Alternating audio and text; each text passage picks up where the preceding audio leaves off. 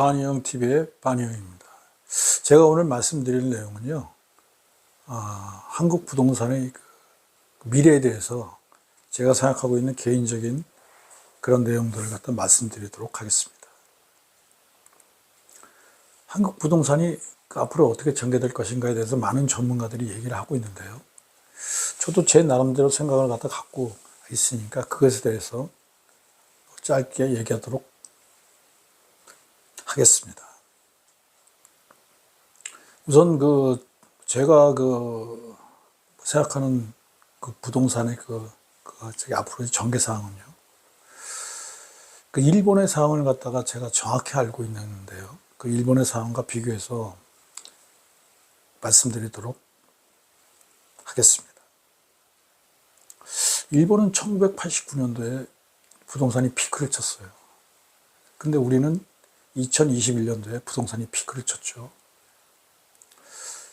그러고 나서 일본은 그 뒤에 1997년부터 부동산 가격이 본격적으로 떨어지기 시작합니다.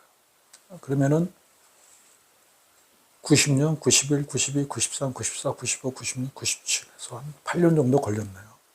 자, 우리는 2021년도에 부동산이 피크를 쳤습니다.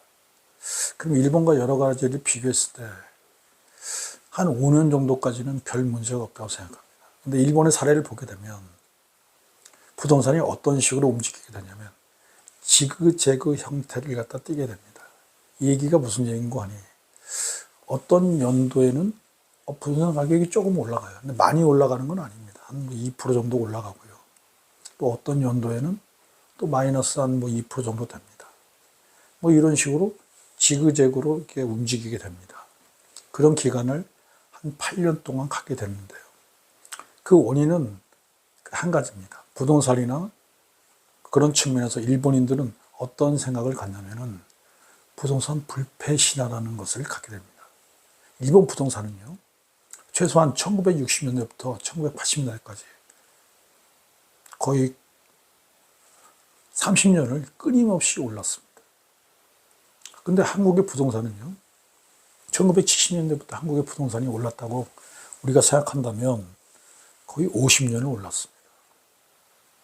여기에는 부동산 불패 신화론이라는 것이 형성됩니다. 그것이 지그재그의 직접적인 원인이 된다고 저는 생각합니다.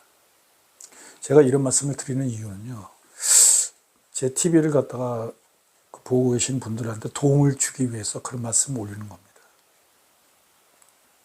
지그재그의 형태를 띌 때 자기가 어떤 부동산을 여유를 갖고 있다고 한다면 그 여유분에 대해서 이제 손해를 안 보는 상태에서 아니면은 어느 정도의 이익을 남기는 상태에서 아니면 어느 정도 손해를 보더라도 처분을 해야 되는 그런 상태로 진행이 되는데요.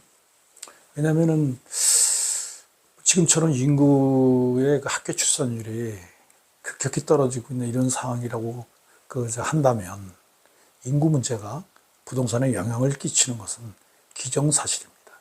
그런데 그 기간이 부동산에 영향을 갖다 미치는 기간이 필요합니다.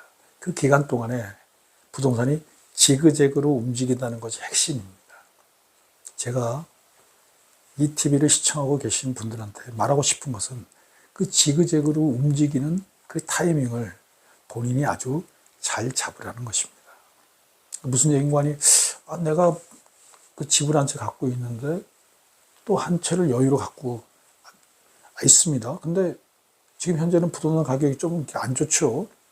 부동산 가격이 안 좋으니까 가만히 있어봐. 이것을 처분해야 될 것인가 아니면 처분을 하지 말 것인가를 고민할 때 제가 드리고 싶은 얘기는 부동산이 지그재그로 움직이니까요. 지그재그로 움직이니까 지금 현재 대한민국이 2021년에 피크를 쳤기 때문에 아직 2년도 안 됐습니다. 그러므로 지그재그 형태를 갖다 멈추질 않아요.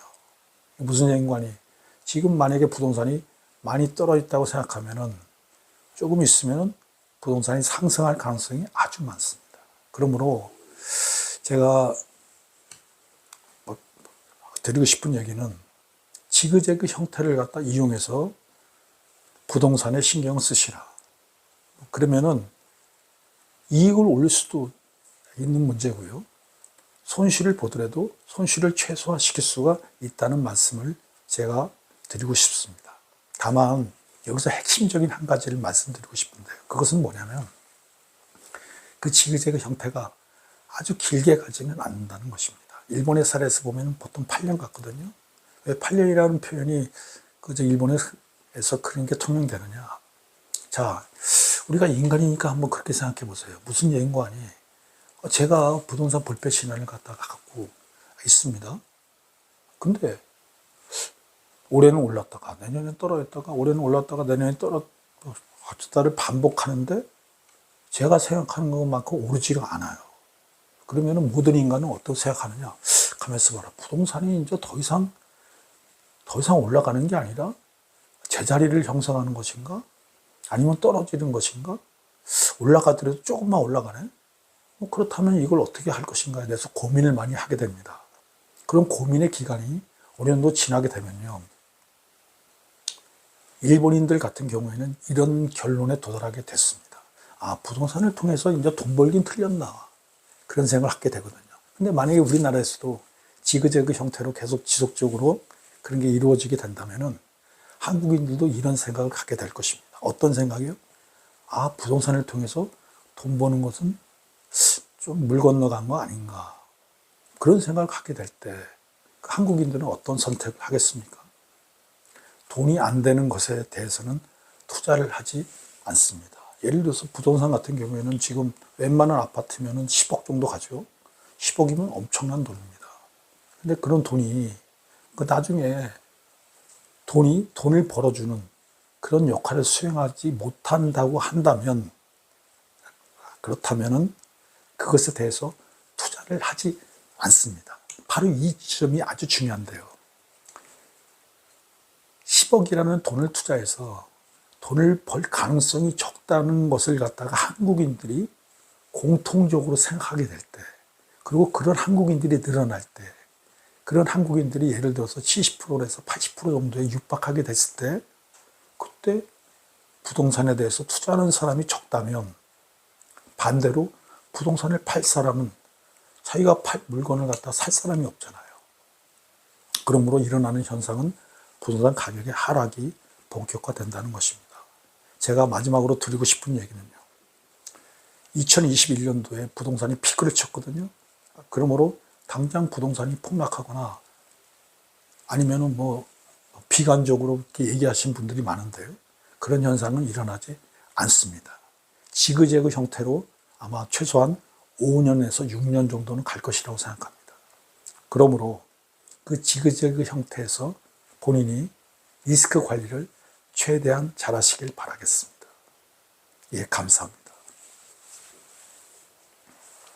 애나보세 애나보세 우리도 한번 애나보세 애나보세 애나보세 우리도 한번 애나보세